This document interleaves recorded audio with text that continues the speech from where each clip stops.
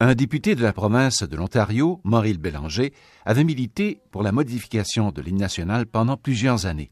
Mais un sentiment d'urgence s'était installé en 2015 lorsqu'il avait reçu un diagnostic de sclérose latérale amyotrophique ou encore la maladie de Lou Gehrig, peu après les élections fédérales canadiennes de 2015.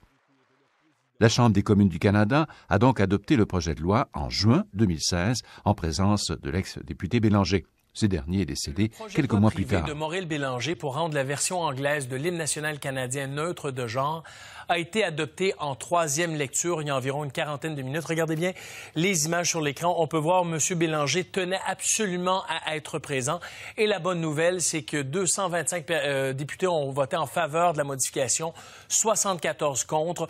Le projet de loi prévoit le remplacement dans la version anglaise « In all thy sons command » par « In all of us command ».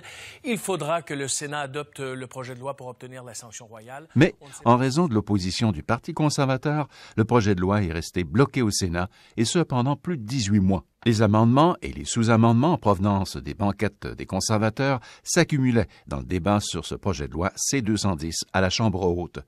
L'une des sénatrices qui menait la ronde était la conservatrice Lynn Beyak.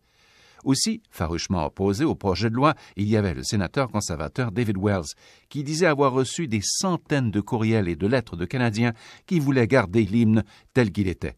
De dire le sénateur conservateur, le projet de loi est de rendre l'hymne politiquement correct, mais je crois qu'il l'est déjà.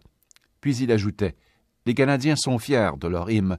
Ils m'implorent de faire ce qui est en mon pouvoir pour le garder en état. » Tous ces sénateurs auraient aimé que les Canadiens puissent s'exprimer sur le sujet par le biais de consultations publiques ou encore d'un sondage national, voire référendaire. Mais cela ne s'est pas produit. Pourtant, un débat a pu prendre forme sur l'espace public. Pour la question que je vais vous poser à vous tous, je comprends que c'est un peu cruel peut-être, mais est-ce que vous considérez, de par votre intervention, qu'on doit le faire à cause de vos convictions ou si vous le faites parce que Maurice Bélanger est dans un état de santé plutôt critique et qu'il va mourir incessamment? Est-ce que vous le faites par sympathie pour Maurice Bélanger ou par conviction? Non. Quand il arrive avec cet état de santé très précaire, je dirais il en profite pour poser un geste d'ouverture envers les autres dans l'hymne national avec un seul mot. Non pas qu'il l'utilise, mais il pose un geste qui l'honore du fait aussi qu'il est dans une situation précaire, mais ça marque son temps aussi. Ça veut dire que les paroles d'un hymne national, d'un texte officiel qui a été publié il y a 50, 75 ans, eh bien, ça évolue aussi la société ambiante et on doit faire des efforts, il en fait un, pour faire en sorte que maintenant on reconnaisse que la société est inclusive, c'est le « nous » au lieu de la tradition sonne du fils uniquement.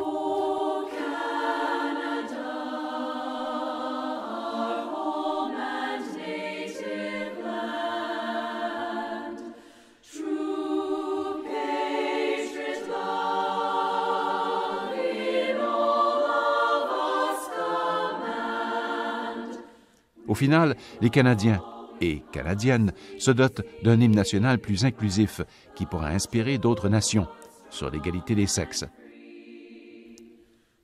Un reportage de Radio-Canada International.